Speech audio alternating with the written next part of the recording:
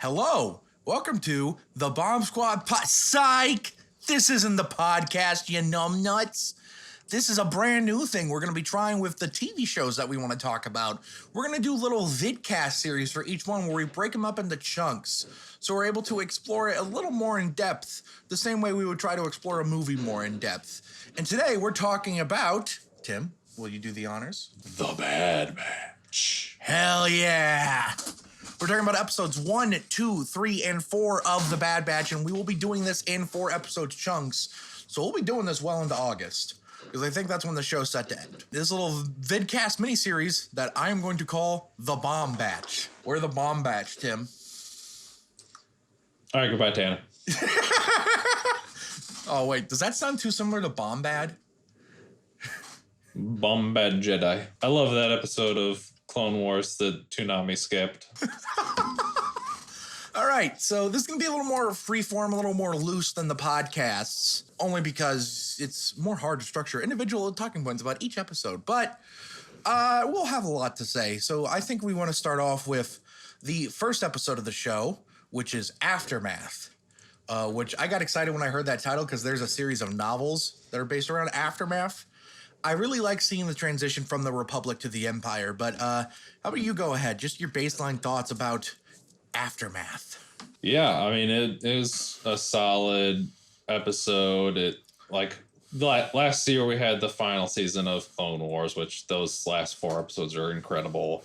And we're basically picking up right where that leaves off. And we're getting into the Order 66 stuff. And we're seeing all of the clones starting to react to that, and we get a nice little cameo right at the beginning of the episode. Good old Kanan Jarrus, Credited, who's at this point is Caleb Dumb, yeah, something like that. That was weird to me because I don't know if this was just me being loopy from Dose 2. I could have sworn they were calling him Kanan when I first watched it. I did too, because it sounds similar. Yeah. Caleb, where are the reinforcements? Yeah, and then I watched it again last night and it was Caleb. I'm like, oh, okay. Yeah, and sounding fully like adult Freddie Prinze Jr., by the way, which is hilarious. Here. I'm here. Yeah. I think he was trying his best to make himself sound younger, but they should have pitched his voice up a little or something. That's what they did in South Park, and it works. He just sounds like a, hey, it's me. It's the Benchwarmers. There's a scene where the guy's like, how old are you? I'm 12. 12, more like 1200. Let me see your birth certificate. And it's just that little thing that says, I am 12. Yeah. Yeah, it's like when Haley Joel Osment came back 6 years later to do the voices for Chain of Memories for the PS2. When the Game Boy Advance version was literally just sound bites from the original game.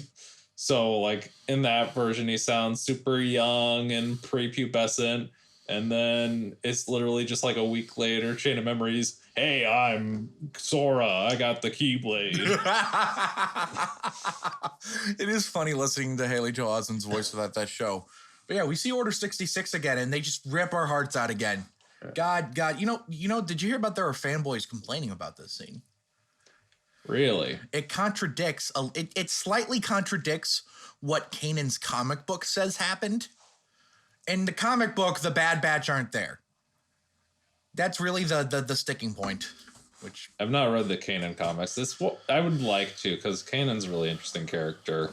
I really like him in Rebels. This is a great pilot because, like I said, it's awesome. We see the Bad Batch. We see how they respond to Order 66, and most of them respond a little differently.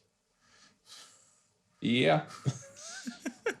As in, they don't seem to have the programming that everyone else has, except Crosshair. Yep.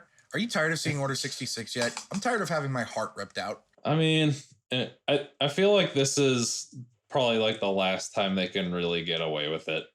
I don't see any other way they can really stretch it. This is just a going off of an episode of the Clone Wars where we see the Bad Batch. So now we're getting the Bad Batch as their own thing, and we're going right where Clone Wars picked off. I think this is the last time they can really get away with doing that. Yeah, so you had the little chase sequence with Hunter and all of them, and Hunter and Caleb, and chases him off, and it's like, oh, whoa. And then they go to Camino, and immediately everything's really different. Like, did you think the transition from Republic to Empire seemed a little too quick? Yeah, it was a little harsh. Immediately, like, what the fuck is going, what? I think it's interesting how they're using like the actual sound bites from Revenge of the Sith for Palpatine, as opposed to using the actor who played him in the Clone Wars series. Because I think that kind of implies that we're not really going to see him in this show. Yeah. It seems like we'll see a lot of Tarkin, though. For future clones is being questioned. Yeah, like we got a brief arc of Tarkin in Clone Wars, so it's kind of cool to see him coming right in. Because that like arc in Clone Wars was him kind of talking to Anakin and planting some seeds in his head, I guess. Yeah, helping to plant the seeds of the Galactic Empire. And they got the same guy from the Clone Wars that voiced Tarkin back for this, which that's cool. Mm-hmm. I don't know if you guys know this, but Peter Cushing's dead. The guy who voiced Tarkin was also in Rogue One, but not as Tarkin. I just think that's funny. Who voiced him in Rogue One? Who voiced Tarkin in Rogue One? Let me find out. Peter Cushing. What? Okay. They could only bring back his voice, not the Guy Henry. They did a seance so that he could do the VO. Yeah, but they couldn't get his body. Yeah. And then we just spent a lot of time on Camino. Pretty sure almost the entire rest of the episode takes place on Camino, except for a single excursion. Mm-hmm. What did you think about those bits, Tim?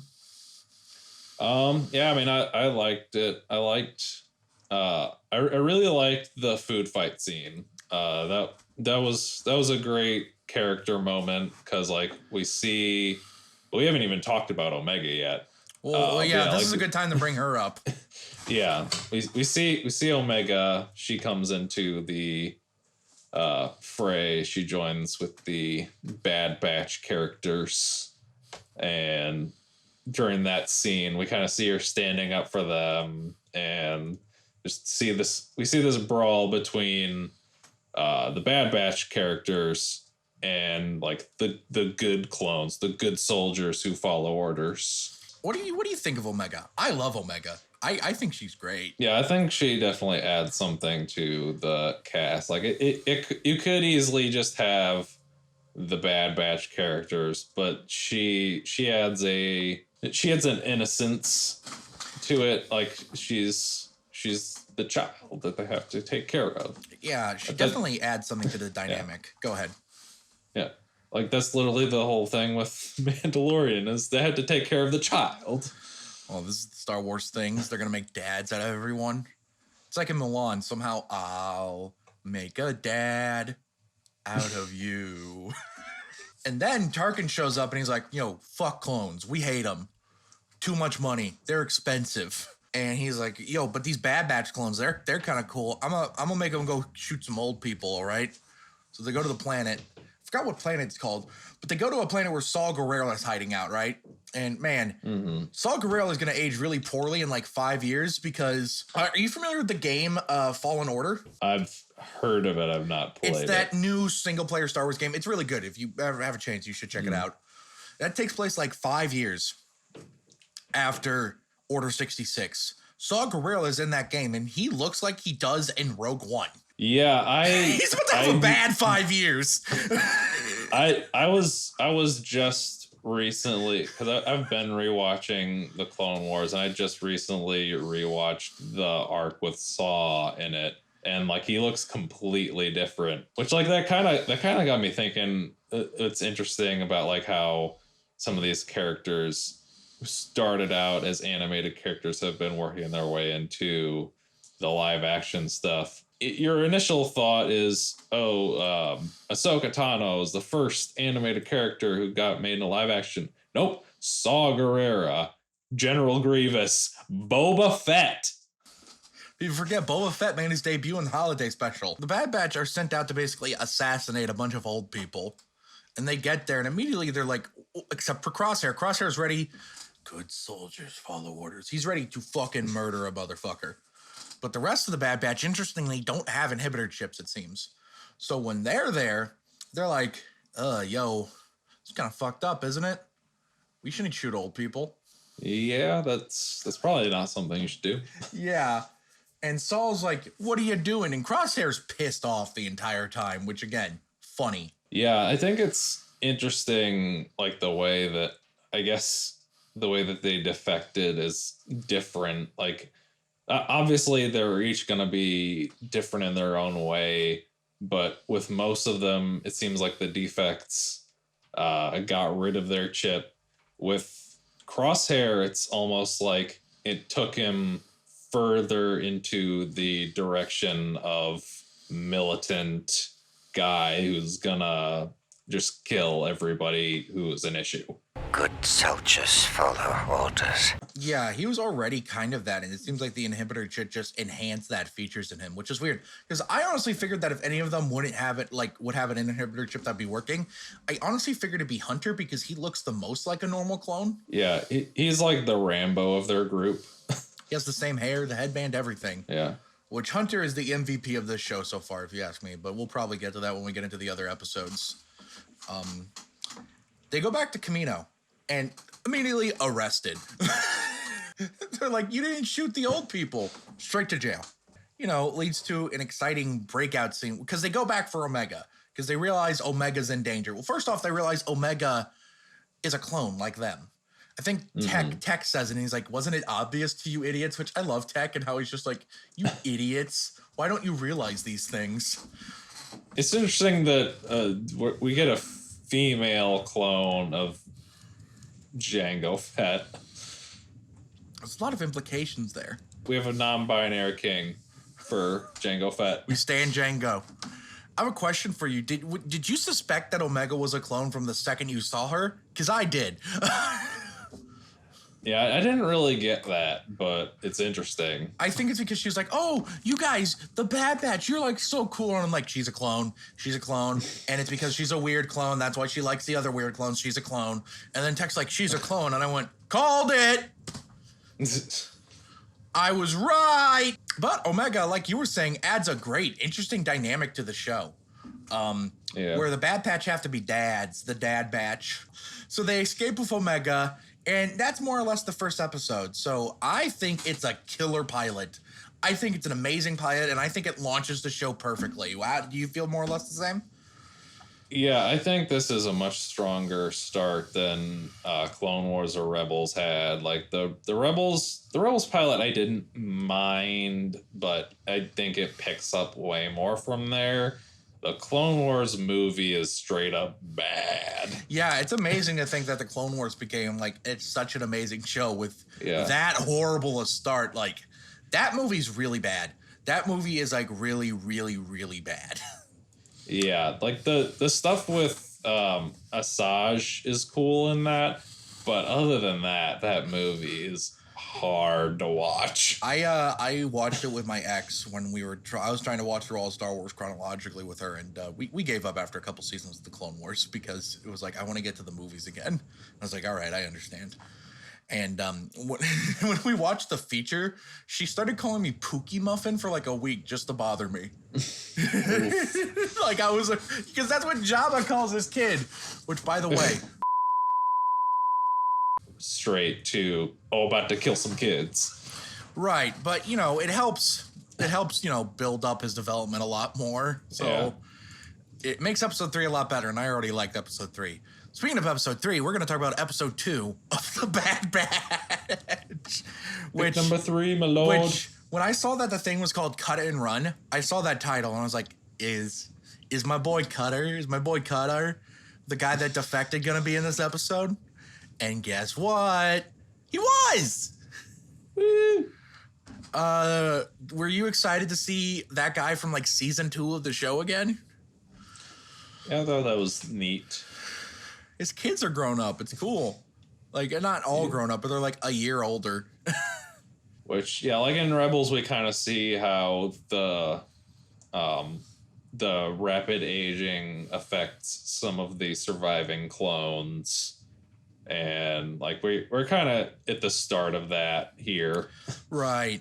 Got a little bit of wrinkles on his forehead. You know, he's getting a little older. But it's a great episode where like Omega gets to interact with other kids, which is neat to see because you remember, oh yeah, she's just a little kid. It's a fun episode. It's not super action packed. There's a little bit of like tension, but it's not really an action packed episode, which is great because I think the strength of this show so far has been the character work.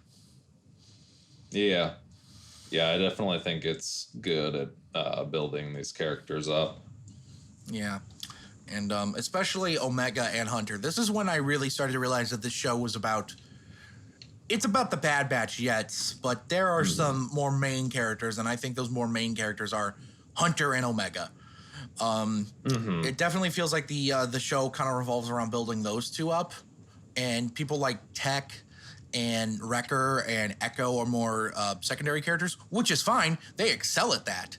They're great secondary characters.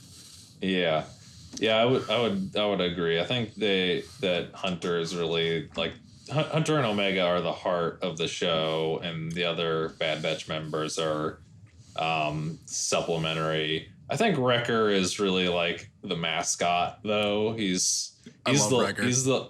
Yeah, he's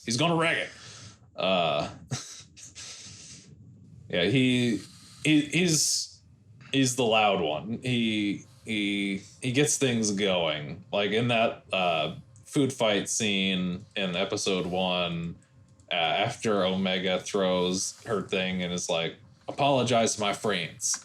And the clone's just like, know your place. And he just fucking tosses a tray at them. He's just like, I'm about to fuck you up.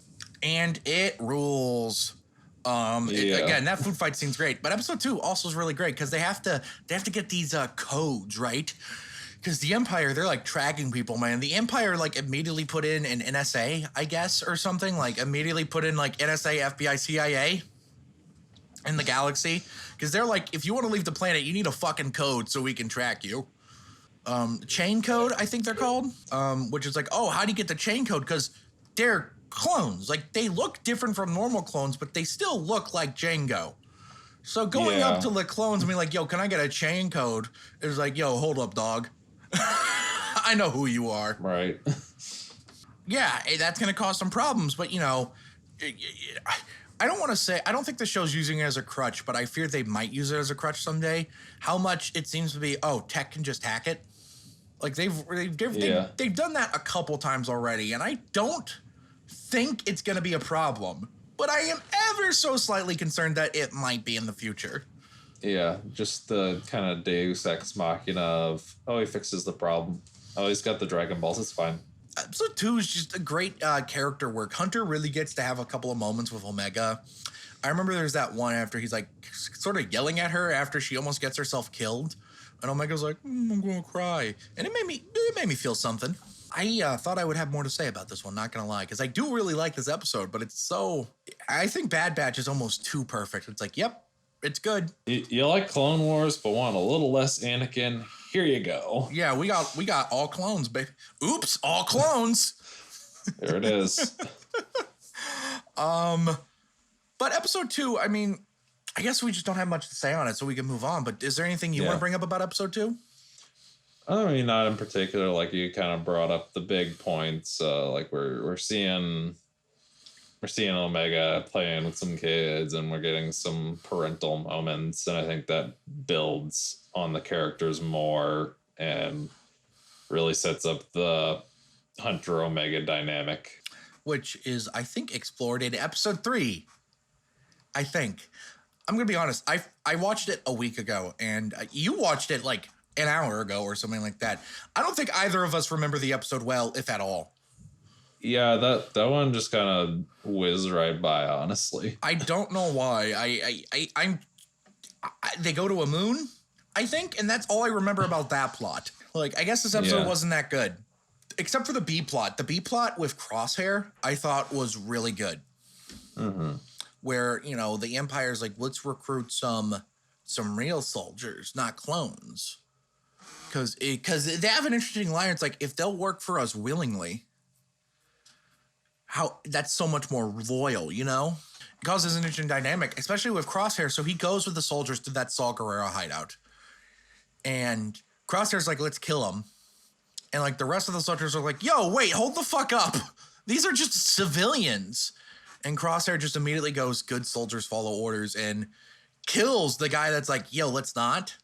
And then they immediately firing squad the civilians, which was really dark for a Star Wars cartoon, I thought. Mm-hmm. Like Clone Wars got dark, but this is dark. Yeah, and I think that's part of what's interesting about it being on Disney Plus as opposed to Cartoon Network or Disney XD, is that they can get away with more. Like we could maybe even, like, this is just a thought, maybe might even go into some like TV 14 episodes in the future. Who knows? Which that'd be interesting. I would be down for that. Because, you know, it's still for kids, but it seems like this one's maybe for kids that like were a little like heard about the Clone Wars growing up. And like they're like maybe 13, 14 now, and they watched the last season and they're like, whoa, I want more of that. It seems like maybe they're pivoting to that market, which means it's a slightly more mature form of storytelling, like I said, especially with the character work. And I like that. I hope there's still a Jar Jar episode though. Yeah, we gotta have the plot where Jar Jar and his people are just massacred by the clones. Episode 3 is a whatever episode. Like, seriously, we both agree that the B plot with Crosshair, that's good. We don't remember the A plot. Like, let me pull it up. The Bad Batch and Omega stranded on a moon. An Orndale moon dragon steals the part they need to retrieve it. Omega's able to track the Daniel dragon retrieving without a fight. Like, it's a sentence long. It's such a nothing plot. I don't want to say it's filler because I feel like a streaming show shouldn't have filler, but it feels a little fillery. Yeah, I mean, it I guess is just sort of it like it adds with that B plot, but other than that, it's just kind of more journey. I guess it's Omega showing that she can stand up for herself a little bit. And she's a useful member of the team. I don't think we needed an entire A plot to show that, but I guess it worked. Episode 4, Cornered. This one should be interesting to talk about because we get someone from The Mandalorian in this episode. Isn't that right, Tim? That's true. Fennec Shand. I didn't realize that was Fennec Shand until I just pulled up the Wikipedia page. Like, she looked kind of familiar, but honestly, I thought she looked more like the bounty hunter that Jango hired in episode 2, so I was kind of confused. Yeah, I could tell that it was her, and I thought that was neat. I think it's because last time I saw her, she had a hole in her stomach. Yeah. Yeah, I think it's neat that we're starting to see some of the characters in that series a little earlier on in the story.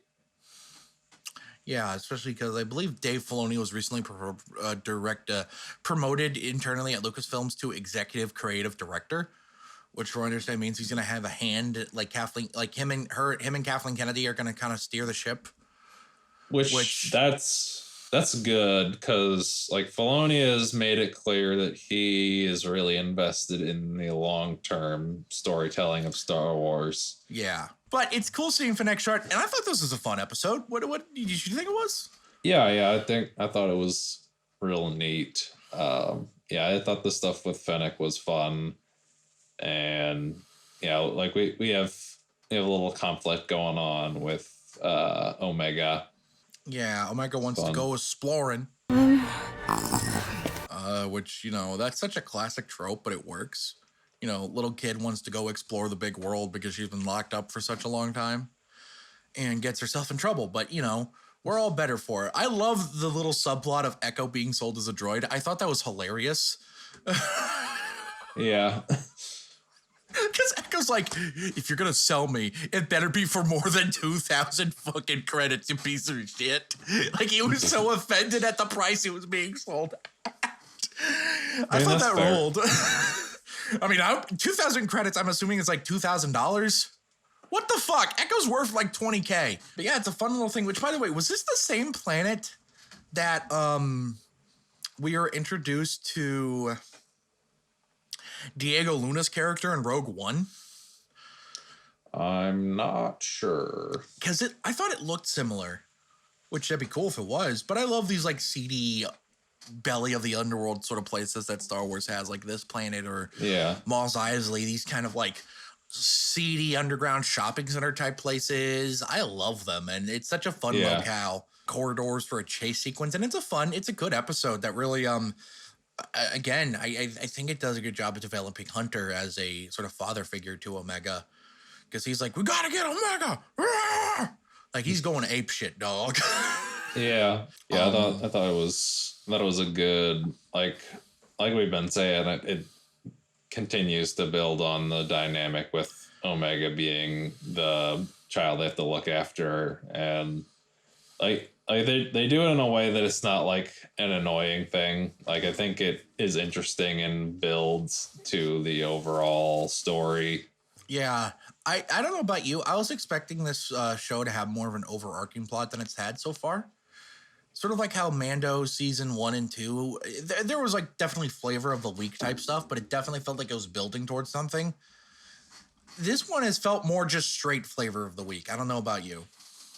Yeah, I mean, it's definitely, like, I think all of the Star Wars shows have been fairly episodic, with some overall build up. Clone Wars, I think it was less episodic in that there were several small arcs as opposed to each episode is his own thing. Right. Yeah. But yeah, like I think there's some overall build up, but yeah, it's very much episodic thus far, which, I mean, that may change. And maybe it's because it's season. 16 episodes as opposed to like 8 of The Mandalorian. Mandalorian had 8. This has twice as many.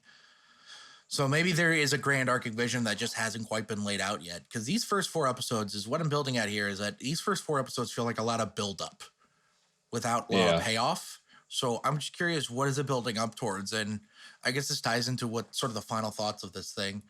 What do you want to see next from the Bad Batch? Yeah, I mean, I guess I don't really have a particular story direction in mind.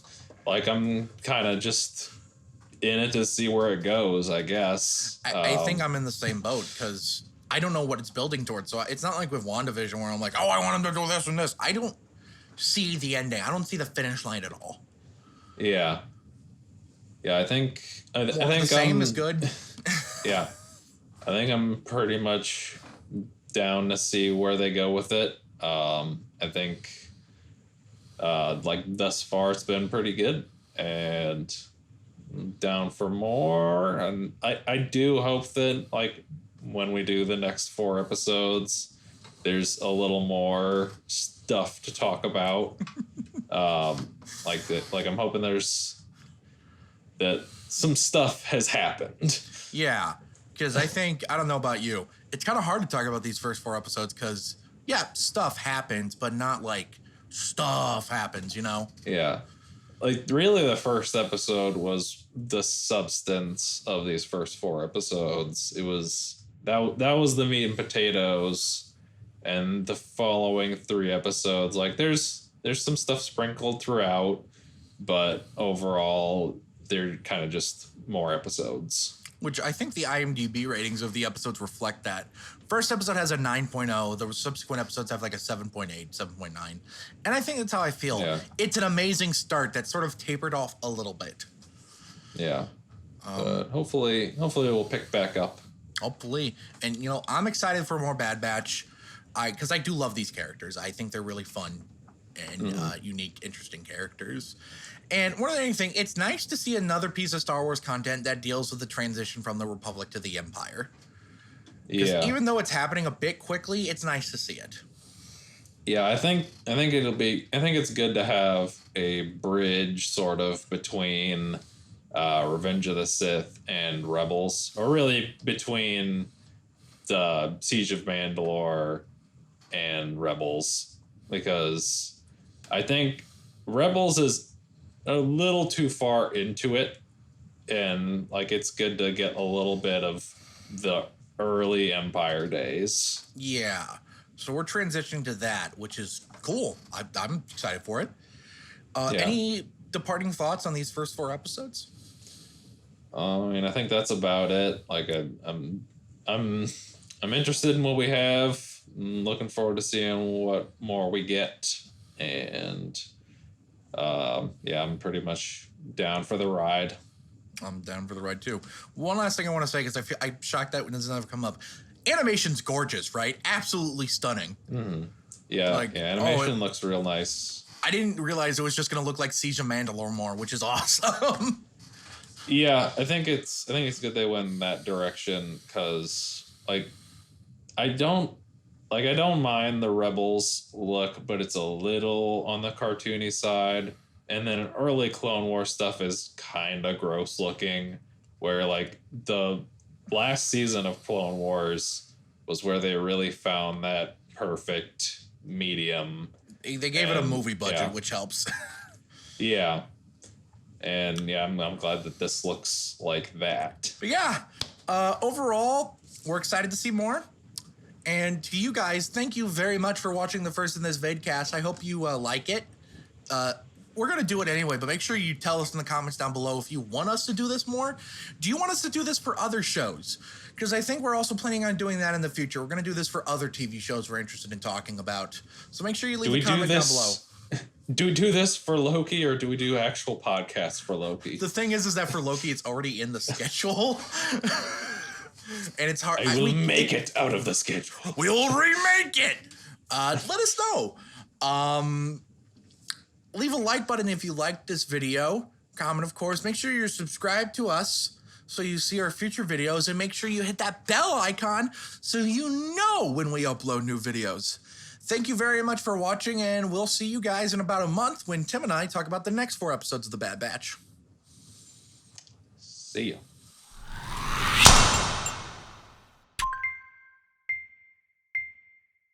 They slid my ticket across the table and I said, "Sorry guys, I gotta see about a girl."